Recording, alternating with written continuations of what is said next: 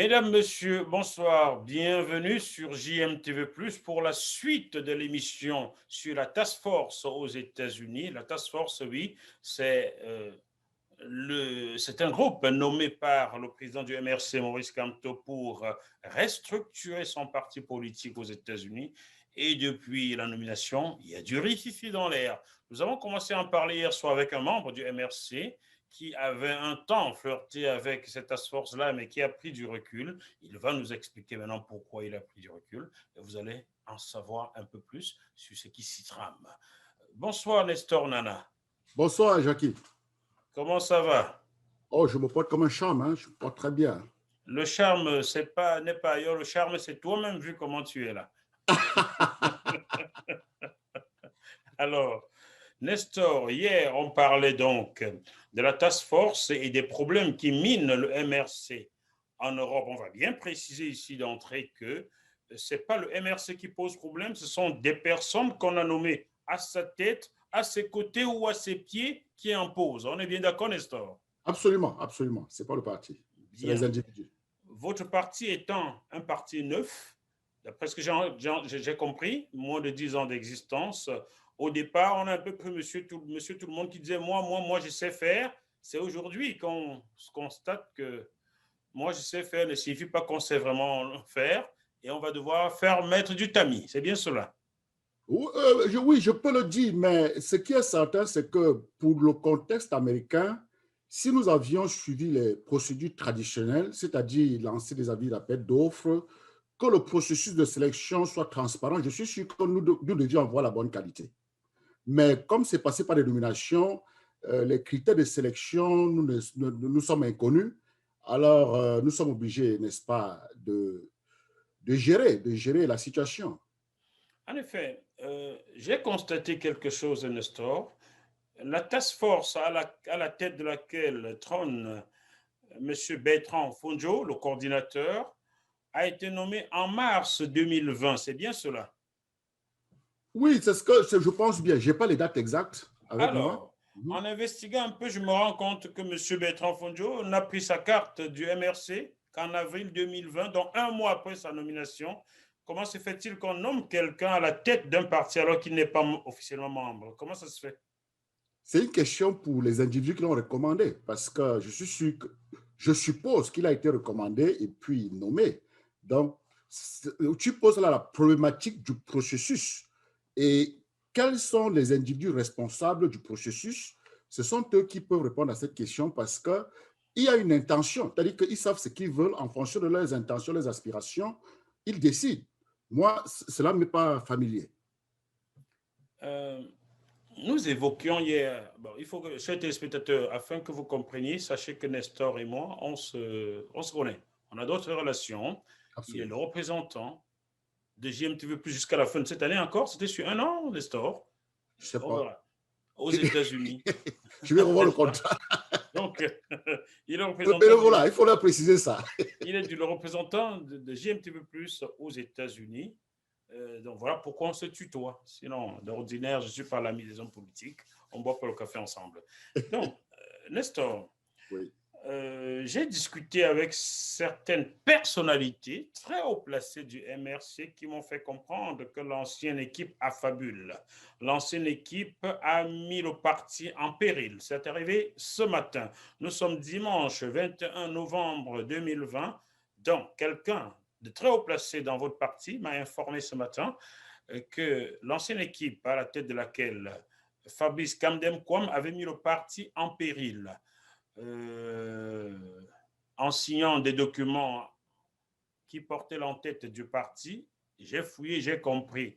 Il s'agissait d'un document pour aider Madame Germaine Sokoudjou. Est-ce que vous connaissez cette dame-là? Non, pas du tout. Pas du tout. Donc, vous ne Et savez je ne pas... comprends pas. Que signifie mettre le parti en péril? Qu'est-ce qu'il veut dire? Qu'est-ce qu'il voulait insinuer? Il y avait eu une demande d'explication adressée à Fabrice Kamdem-Kwame pour comprendre... Je ne suis pas au courant de cette Donc, demande. Oh, ouais. voilà, on m'a dit ce matin qu'il a mis le parti en péril. Quelqu'un ne peut pas le nier. Je vais conserver les voices et tout au cas où quelqu'un nie un jour. Voilà, très bien. Mais s'il te plaît, il faut clarifier ce point-là parce que les gens aiment un peu mélanger les pédales. l'ancien bureau n'était pas un bureau parfait.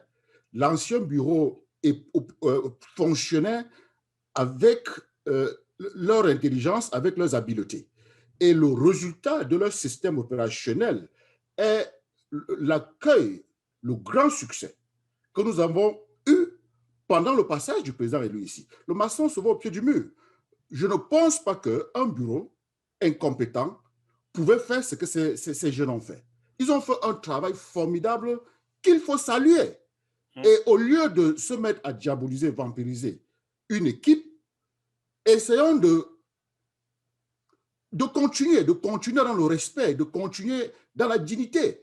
Ils ont fait leur temps avec un résultat bien apprécié et nous avons eu une task force qui est venue refuser de collaborer avec ce bureau et a implémenté un processus de fracturation, de mépris, de division que peut-être la personne qui t'a parlé supporte.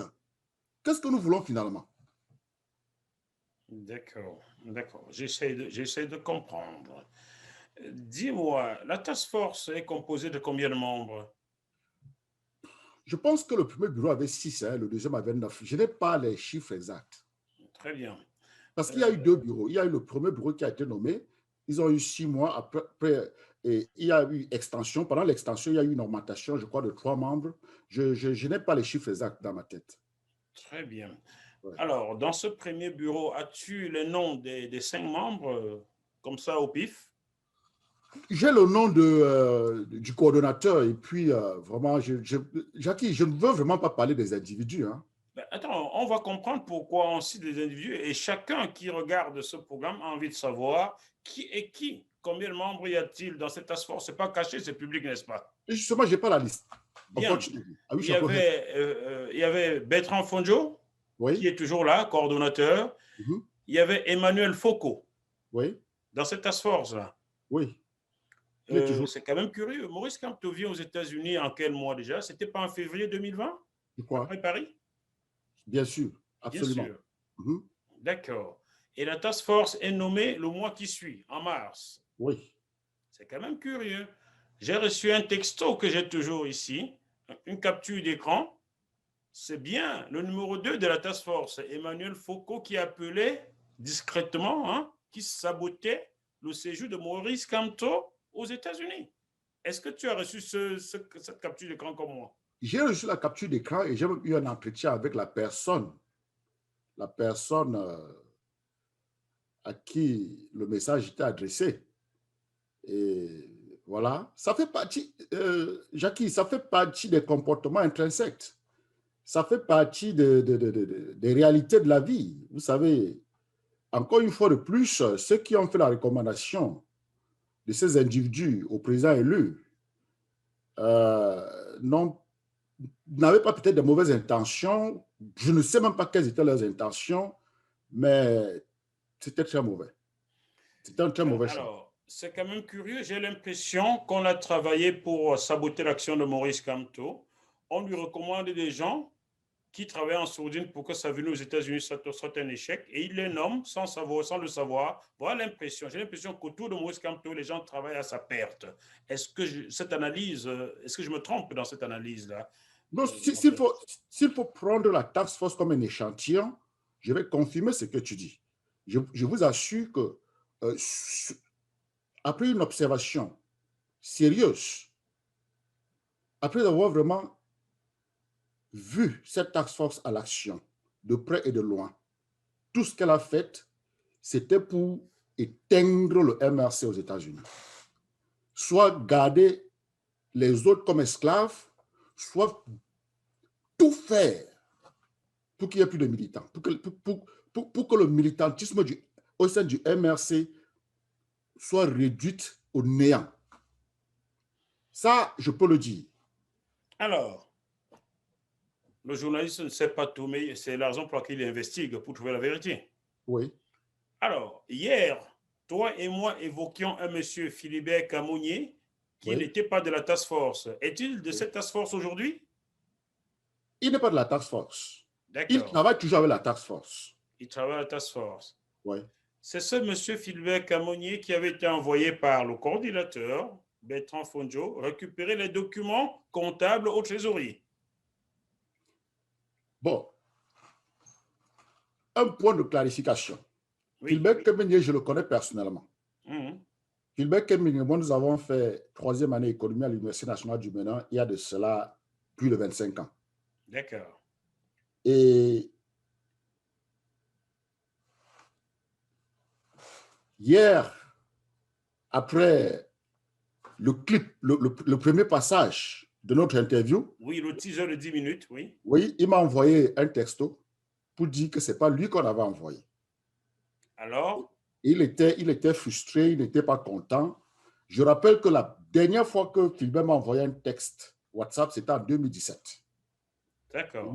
Et hier, après avoir regardé le clip de 10 minutes qui circulait, il m'a écrit, il m'a envoyé beaucoup de messages. Je l'ai appelé, il n'a pas décroché. Mais je n'ai pas répondu à ces textes écrits.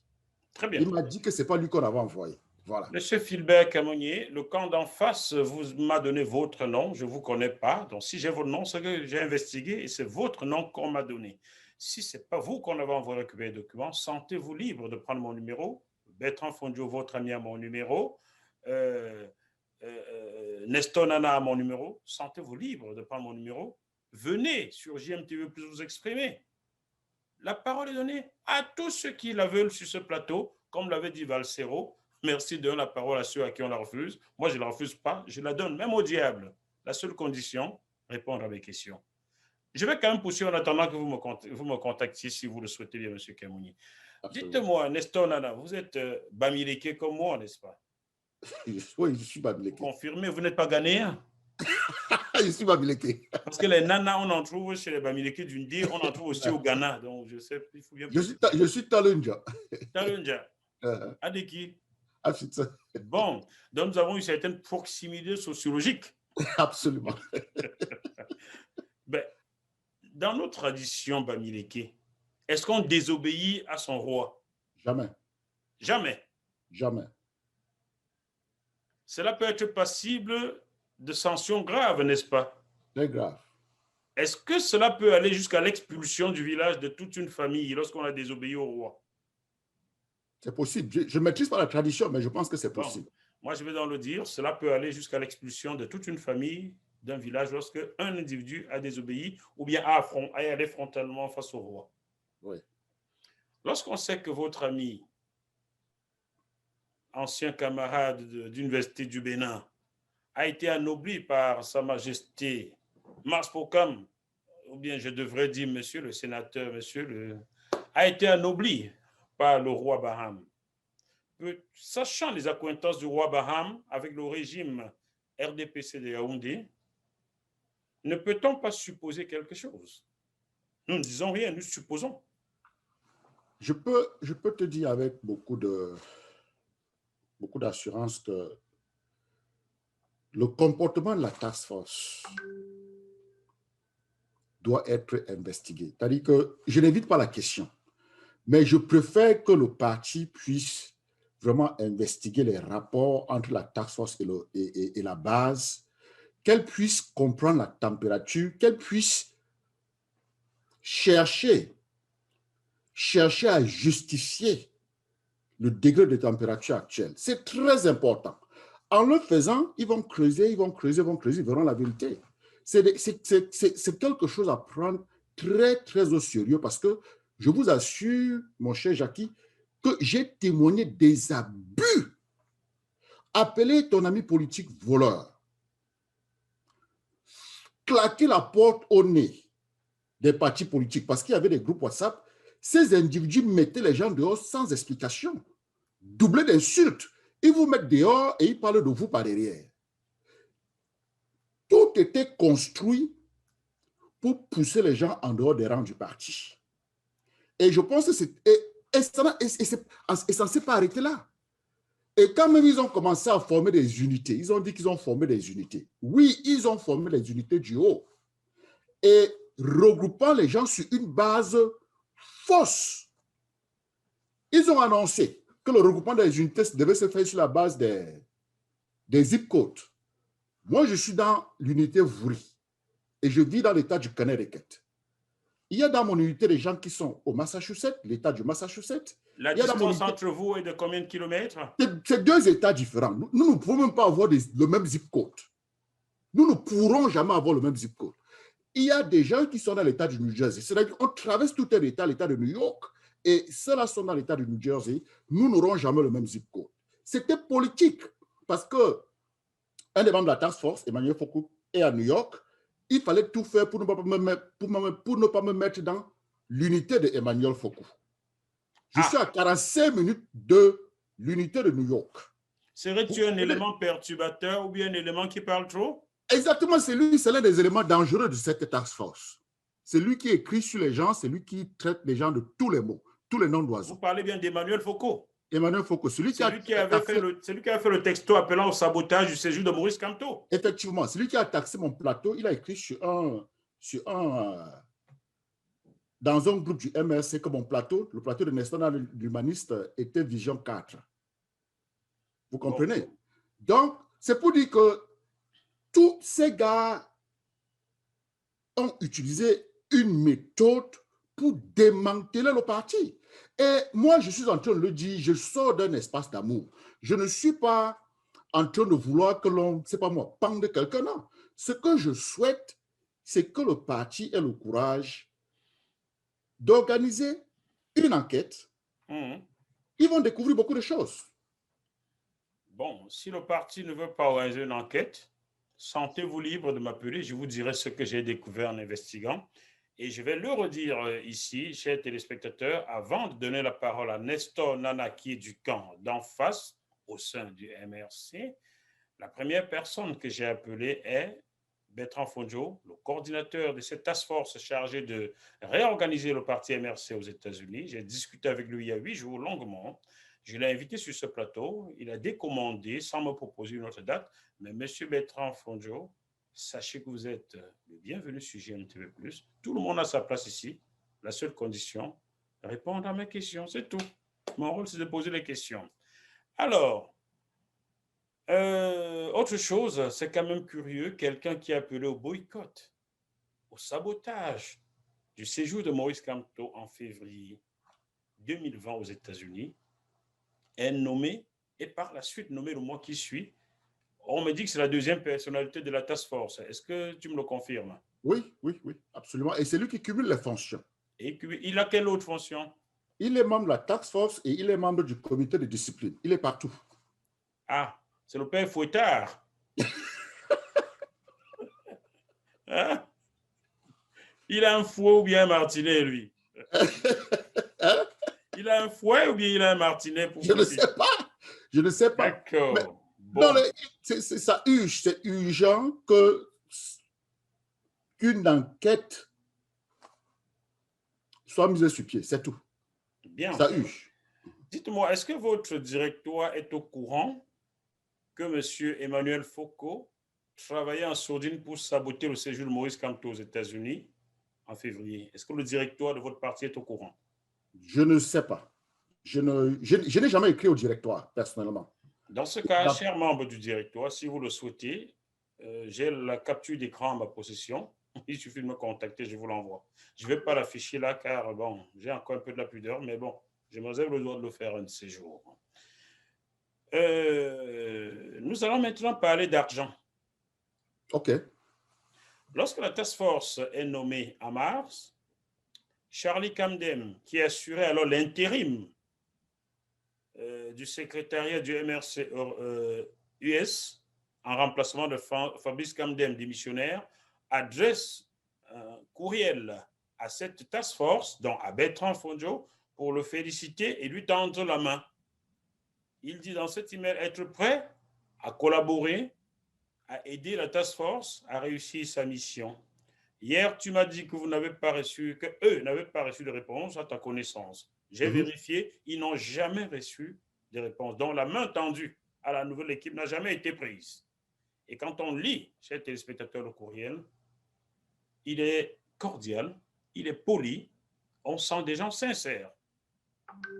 On ne comprend pas pourquoi cette task force n'a jamais voulu collaborer avec l'ancienne équipe, ne serait-ce que pour s'imprégner de ce qui avait déjà été fait.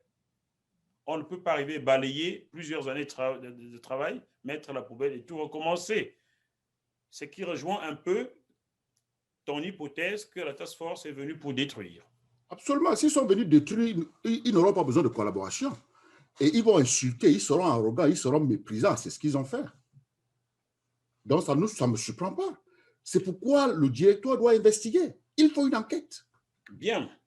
Par la suite, je découvre que le seul élément qu'on a repêché de l'ancienne équipe du MRC, c'est Olivier Combe, que j'ai interpellé il y a une semaine dans une émission et qui a eu la politesse et la gentillesse. Il me connaît pas, on ne se connaît pas. Il a cherché, il s'est procuré mon numéro. Il m'a appelé 24 heures après avoir vu cette émission. Il m'a donné sa version des faits. Il se trouve que la task force l'avait donc récupéré à la demande, m'a-t-on dit, de M. Alain Fauguet, trésorier national de votre parti, pour qu'il poursuive sa mission au sein de la task force. Mais quelque temps après, une commission des finances a été nommée, à la tête de laquelle on a mis quelqu'un d'autre et non lui, qui a la signature sur le compte bancaire du MRC Europe. Est-ce que tu me confirmes le fruit de mes investigations là, jusqu'ici? Je n'ai pas ces informations à m'apporter. J'avoue que Olivier a partagé vraiment beaucoup de choses sur tout ce qui s'est passé, mais je préfère ne rien dire par rapport à ça parce que c'est un cas flagrant. Je vis aux États-Unis, nous savons comment ça se passe ici.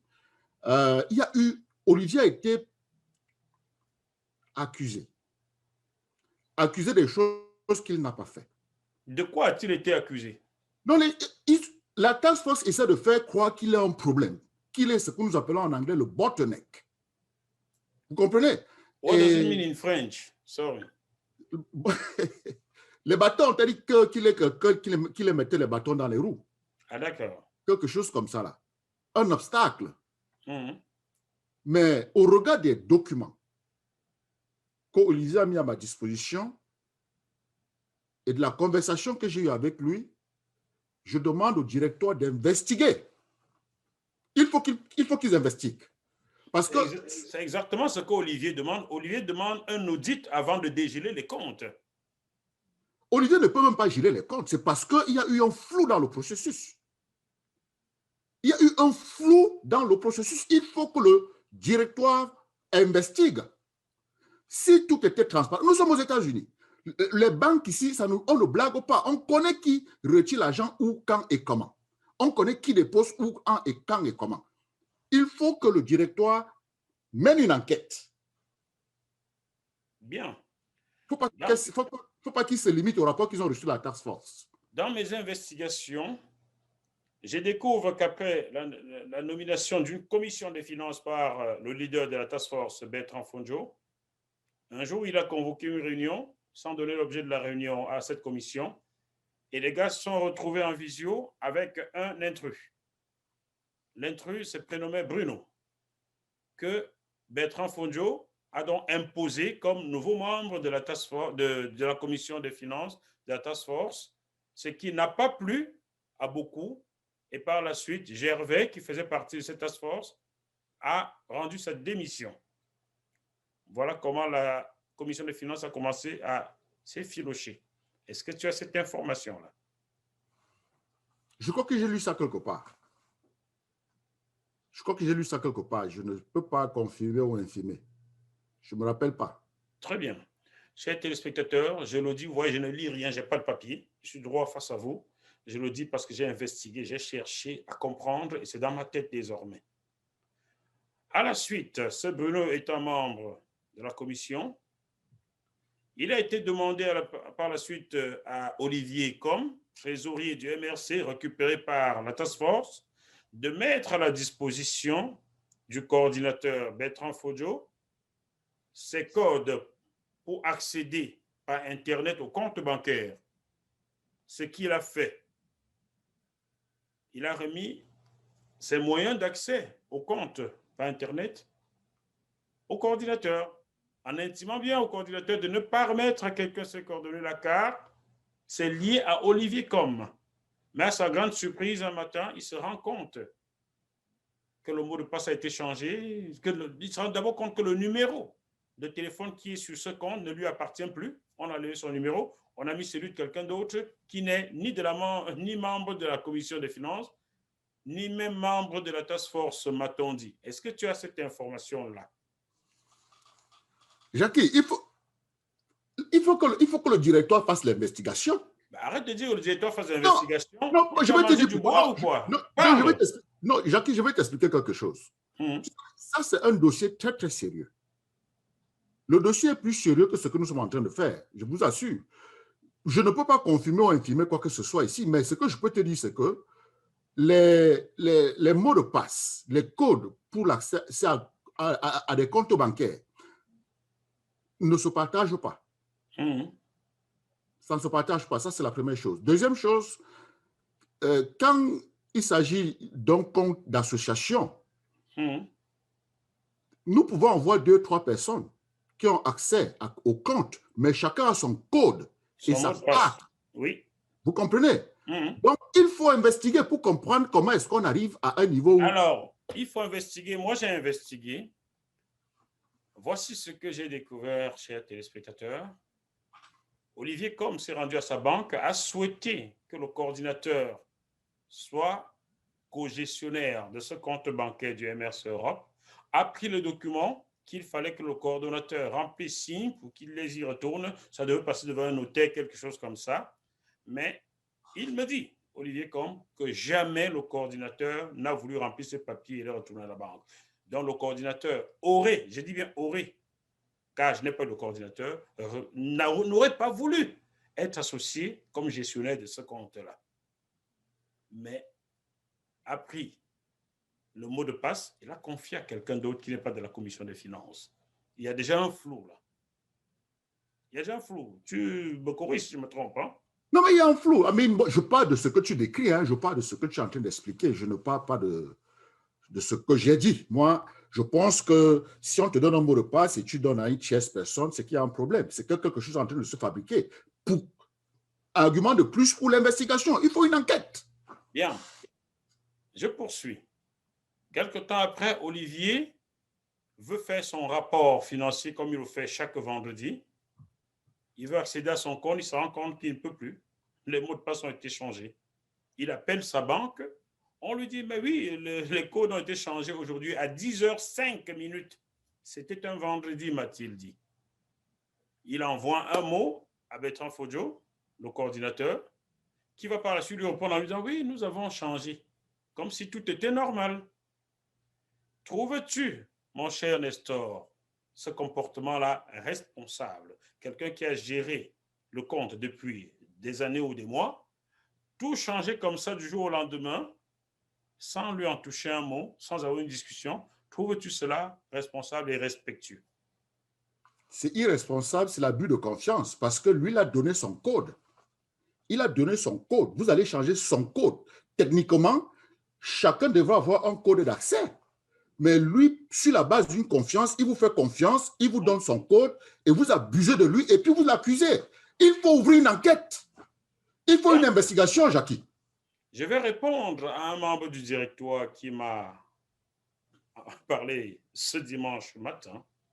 Peut-être, vous ne le savez pas, chers téléspectateurs qui vivaient au Cameroun, le système bancaire aux États-Unis est beaucoup plus complexe que ce que lui-même de la France où je vis ou de l'Europe. Aux États-Unis, il y a ce qu'on appelle la ligne de crédit. C'est bien ça, Nestor? Oui. Quelqu'un qui n'utilise pas sa ligne de crédit aux États-Unis est suspect. Vrai ou faux? Bon, je ne peux pas le dire de cette façon-là. Ça dépend des États. C'est pas un bon citoyen, on veut dire.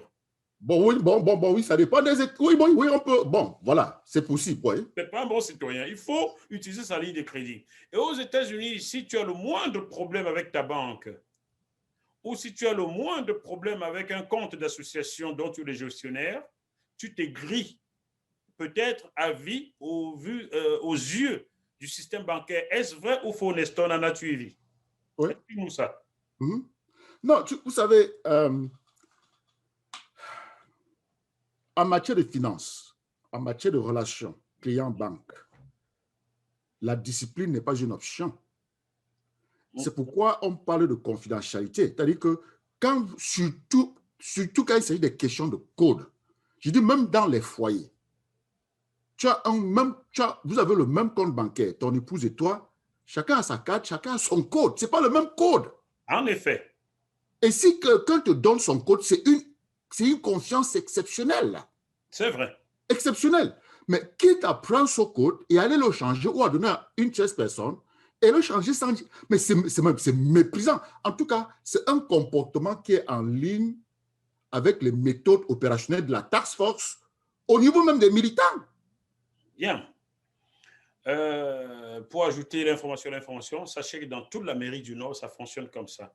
Dans les couples, chacun a une carte, comme a dit Nestor, et son code. Vous êtes mariés, même sur la communauté des biens, mais on doit savoir, c'est l'homme qui a retiré, c'est la femme qui a retiré. Parfois, vous êtes mariés, mais chacun a son compte. Exactement. Nous ne sommes pas au Cameroun, nous ne sommes pas dans un contexte camerounais, ni même français. Là-bas, c'est autre chose. Je l'explique à celui qui m'a contacté ce matin. Vous n'aurez pas son nom car le journaliste ne peut pas tout dire non plus. Que tu comprennes, mon cher. Alors, maintenant, Olivier reste quand même gestionnaire du compte. Son nom est écrit comme gestionnaire du compte. Jusqu'à présent, n'est-ce pas, Nestor? Il me semble, oui. Bien.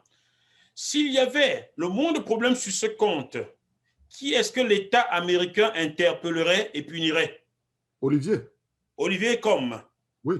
Vous comprenez, chers téléspectateurs, la raison pour laquelle Olivier Combes a fait geler le compte MRC Europe et demande un audit avant de tout rendre. L'audit viendrait faire la lumière sur les finances et surtout permettre que son nom soit retiré comme gestionnaire de ce compte au profit de quelqu'un d'autre qu'on aurait choisi. Vrai ou faux? Absolument. Donc, vous qui fustigez Olivier Combes du côté du Cameroun, voilà comment ça marche. Olivier Combes ne peut pas aujourd'hui dégeler ce compte sans qu'il y ait un audit et que son nom soit retiré de la gestion du compte bancaire. Il ne peut pas. Sinon, en cas de malversation, c'est sa vie aux États-Unis qui pourrait se voir brisée. Il n'y aura plus la confiance du système bancaire. Est-ce que tu me le confirmes, Nestor Nana? Oui, c'est vrai. C'est vrai. Je confirme. Il ne faut pas en vouloir à ceux qui, du côté du Cameroun, envoient des injonctions à Olivier de dégeler le compte, de rendre, dit qu'il a bloqué. Il ne faut pas leur en vouloir car ils ne savent pas, ils n'ont peut-être pas vécu aux États-Unis. Non, le problème ici, c'est quoi, Jackie? C'est que nous, dans notre parti, on met l'être humain au centre.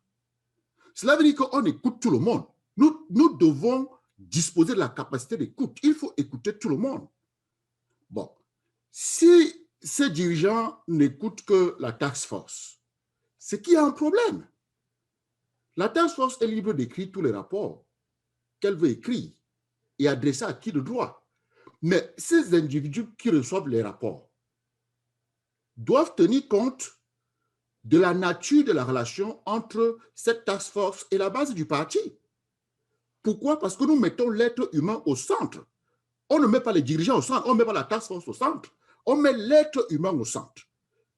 Et quand il y a une situation aussi complexe liée au transfert de responsabilités, un processus qui a été boycotté par la task force, parce qu'elle arrive avec un agenda de fracturation,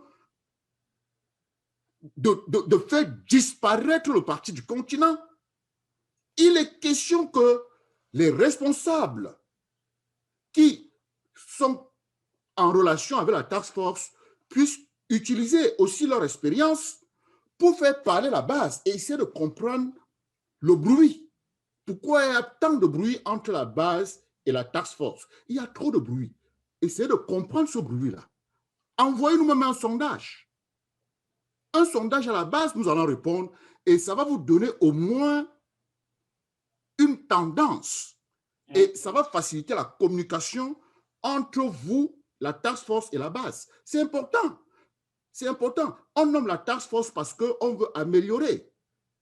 C'est l'intention de ceux qui nomment. C'est l'intention du président élu. Il nomme la task force parce qu'il veut améliorer les opérations du parti sur le continent. Mais malheureusement, cette task force vient avec un agenda contraire aux aspirations du président élu. Au sein de la task force, on retrouve des gens qui voulaient saboter la présence de Moïse Kamto aux États-Unis. Il y a lieu de se poser des questions, n'est-ce pas?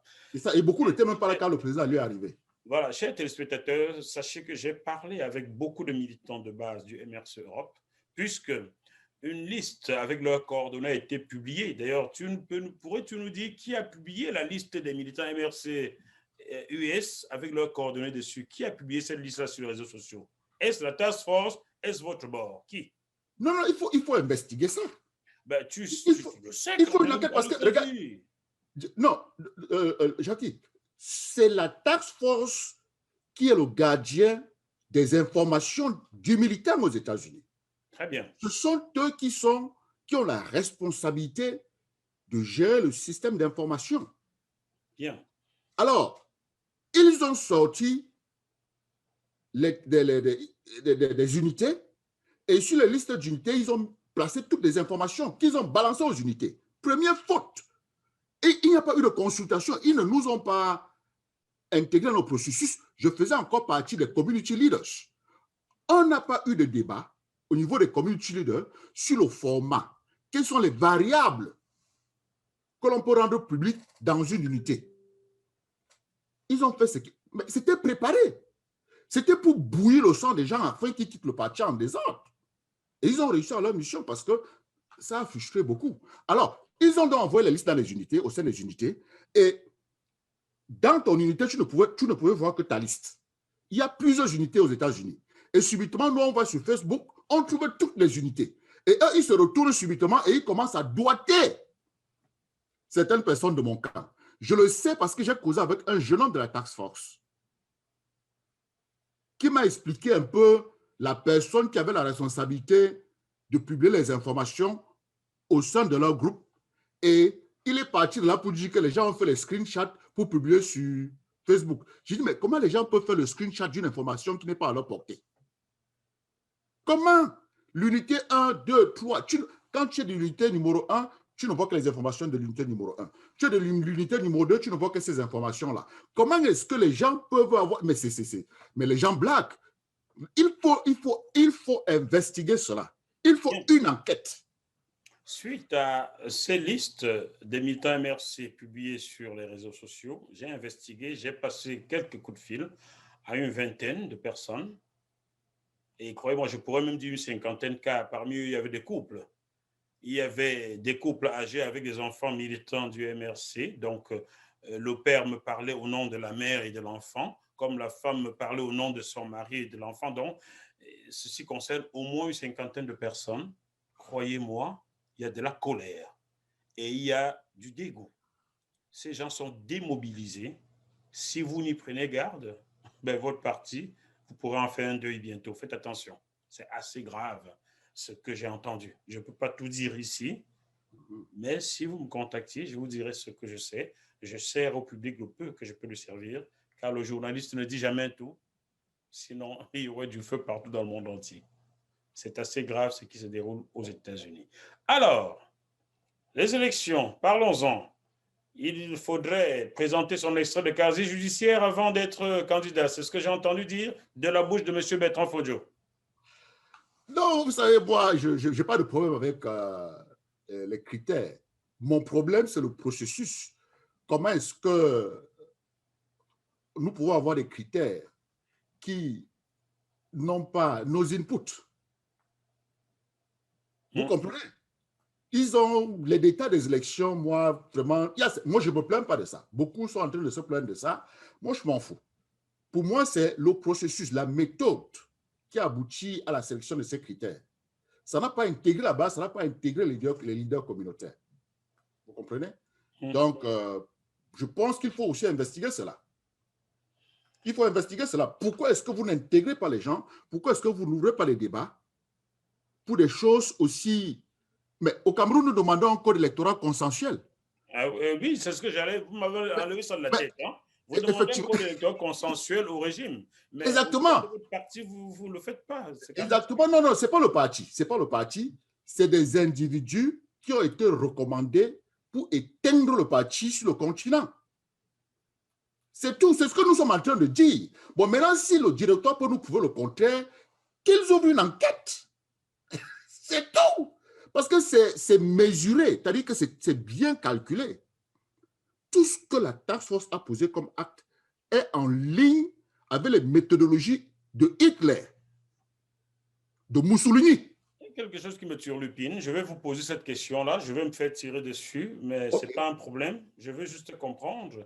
Pourquoi à la tête du MRC, partout, on ne voit que des Bahamas? Oh, ben, écoutez, je ne peux pas...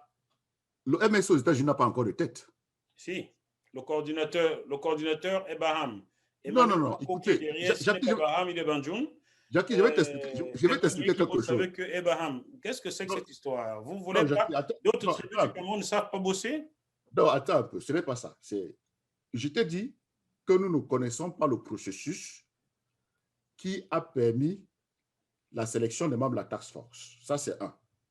Deux, s'il y avait un processus transparent, c'est-à-dire que si c'était un processus connu de tous, je pouvais faire cette analyse-là. Mais je ne connais pas le processus. Je ne sais pas comment est-ce que ces gars ont atterri. Et leur système opérationnel n'est pas crédible. Je ne peux pas questionner leur appartenance ethnique, tribale. Je ne peux pas parler de ça.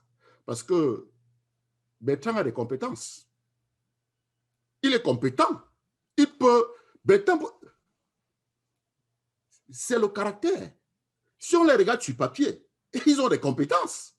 Ils ont les Où est le compétences de caractère? leurs compétences. Ils semblent avoir les compétences de leurs compétences. C'est ça. C'est-à-dire que vous prenez n'importe lequel de ces... Je t'ai dit que prenez n'importe lequel de ces Baham. Moi, c'est pas, ça ne me gêne pas ça. Le plus important pour moi, c'est le caractère. C'est les valeurs que tu es en train d'articuler. Et c'est ce que le président élu nous demande. Collaborer sur la base des valeurs. Pas la tribu. Donc, nous ne regardons pas la tribu. On peut mettre tout le bureau Petro Baham s'ils veulent. Ça ne me gêne pas. Mais il faut que le processus soit inclusif, que ce soit transparent. C'est tout. C'est tout. Alors, je t'ai dit, Philbert, comme c'est mon ami. Hein. Oui, tu me l'as dit. Depuis plus de 25 ans. Ça fait 3 ans qu'il ne t'a pas passé un coup de fil. Oui, ça fait 3 ans qu'il ne m'a pas contacté. L'amitié a plus du plomb dans l'aile depuis bien longtemps. Oh, oui. Il a fallu passer sur mon plateau pour qu'il te passe un coup de fil. Donc, pas souvent sur mon plateau. Hein. Tes anciens amis vont ressusciter, quoi. Alors, il y a combien de départements en Occident aujourd'hui? Il y a 3 départements, non? Franchement, je ne sais pas. Bah, tu dois savoir de choses. Il y a le département Amérique, États-Unis. Il doit y avoir un département au Canada et un autre en Europe. L'Amérique, en ce moment, n'a rien. L'Amérique n'a que la task force qui est en train de bousiller, tout bousiller. On n'a encore rien fait. C'est-à-dire que nous avons voulu que le directoire nous donne ce qu'on appelle exception to policy pour que nous puissions recommander notre structuration, pour que nous puissions recommander notre système opérationnel au directoire en tenant compte des réalités de notre contexte. Nous ne pouvons pas prendre des textes écrits au Cameroun avec des structurations camerounaises sur un continent. Le Cameroun, c'est un pays, l'Amérique, c'est un continent. Et il aurait fallu que l'on sélectionne des individus ici et qui devaient s'asseoir et écrire quelque chose de suitable, hein, qui serait en corrélation avec le système américain pour nous permettre d'être efficients et efficaces. Vous voyez? Je dois ajouter des informations, chers téléspectateurs. Nous avons parlé du numéro sur le compte bancaire lorsqu'on avait changé le numéro. On avait enlevé le numéro d'Olivier comme on avait mis un autre. J'ai trouvé le nom de celui dont le numéro figurait désormais sur le compte. Il s'appelle Albert Twente. Albert Twente vit dans le Michigan. Il ne serait pas membre de la task force, mais plutôt un très proche d'Emmanuel Foucault. Vous vous souvenez Emmanuel Foucault qui voulait boycotter la présence de Moïse Kamto aux États-Unis? Un de ses très proches s'appelle donc Albert Twente. Il n'est pas membre de la task force et c'est son numéro qui était désormais inscrit à la banque à la place du numéro d'Olivier Combe. Vous comprenez quelque chose là? Moi, je ne connais pas. Vous avez compris? voulez des noms et des infos? Je vous les donne. Parce que j'ai travaillé là-dessus. Comment se fait-il que quelqu'un qui n'est pas membre de la task force, donc pas membre du bureau, car la task force remplace le bureau, comment se fait-il que son nom se retrouve sur le compte bancaire du bureau? C'est le numéro 2. Il est très proche du numéro 2 de la task force, Emmanuel Foucault. Vous ne pensez pas que vous devriez faire une investigation comme le suggère mon ami Nestor Nana? Je ne vais pas tout dévoiler là. On va peut-être arrêter là aujourd'hui. On a donné assez d'informations qui pourraient permettre aux gens de faire ce que tu leur demandes. Et ce que tu leur demandes, c'est quoi? Une enquête. Bien. Ouvrir une enquête. C'est tout ce qu'il faut faire. Il faut ouvrir une enquête. En ouvrant l'enquête, la base va se sentir confortable. La base va comprendre qu'elle compte. C'est de ça qu'il s'agit. Ouvrir une enquête pour que l'on puisse pouvoir expliquer la température créée par la task force ici aux États-Unis. Alors, si tout le monde du camp d'en face est malhonnête et idiot, n'a rien dans le cerveau comme certains l'ont prétendu, j'ai reçu des voices aujourd'hui, voulez-vous me dire à moi, Jackie Moifo, que mon grand confrère, Dr Jean-Marie Watonsi, est un idiot? Nestor Nana? Ils ont dit que nous sommes des idiots? Non, non, pas cela. Ils ont dit que vous foutez le bordel, vous êtes manipulé depuis l'Europe par qui vous connaissez. Je ne veux pas citer son nom car ça ressemblerait à un acharnement. Donc, vous êtes accusé d'être manipulé depuis l'Europe par quelqu'un. Non, nous ne sommes pas manipulés. Nous ne sommes pas manipulés. Nous sommes simplement des militants. Je ne suis pas dupe. Hein. Je connais le docteur Jean-Marie Watonsi. Je peux même vous dire que nous collaborons régulièrement sur un tas de sujets. Il n'y a donc personne dans votre camp capable qu'on peut contacter en cas de problème. Vous pensez donc au directeur du MRC que docteur Jean-Marie Watonsi est un idiot? C'est une question que je pose. Pourquoi ne pas lui passer un coup de fil pour comprendre certaines choses? Franchement, mais moi, Jackie Moifo, je me sens tout petit devant le docteur Jean-Marie Watonsi. Quand j'ai un problème, je prends mon téléphone, je l'appelle pour prendre des conseils dans notre domaine d'activité comme dans un autre. Comment se fait-il qu'au sein du MRC, vous négligez à ce point-là ces ressources humaines mises à votre disposition quand même? Bon, ce n'est pas un coup de gueule, hein, c'est juste des questions que je vous pose. Bien. Je propose, Nestor, que nous arrêtions là aujourd'hui, mais nous remettrons ça prochainement si les choses allaient de mal en pis. Absolument, absolument. Et vraiment que le directoire puisse revenir aux bonnes mœurs et ouvrir une enquête, c'est tout. C'est tout ce que nous demandons. Une enquête, il faut une investigation parce qu'il faut établir les vérités. Les questions de crédibilité sont des questions majeures. C'est tout. Très bien. Chers téléspectateurs de JMTV+, membres du MRC, ceux qui prennent le changement, le vrai changement, j'espère que ce programme vous aura édifié. Jackie Moifo n'a rien contre le MRC. Jackie Moifo n'a rien contre le RDPC. Et sachez au RDPC que si vous me sollicitiez pour une enquête, je ferai exactement le même travail. Et je vous rendrai mes découvertes, je vous rendrai mes résultats sans faute, sans embâche, sans accointance de qui que ce soit. Je n'ai rien fait avec cela. Je ferai mon travail avec l'éthique, la méthodologie. Voilà, sachez-le très bien. Je m'adresse à ceux qui disent déjà au sein de votre parti que le régime m'a acheté pour venir vous détruire. Ça a été écrit. J'ai dit bien écrit.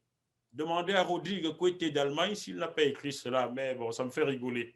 C'est comme ça. Mais apprenez à accepter la critique au sein de votre parti. Lorsque je critique Samuel Motte qui vient s'asseoir ici ou Messanga Nyamdine, vous êtes bien content. Et le jour où je vous critique parce que vous avez fait de bêtises, c'est que le RDPC m'a acheté. Mais le RDPC n'a jamais dit que vous m'avez acheté. Hein? Eux, là-bas, ils disent que je suis même avec vous.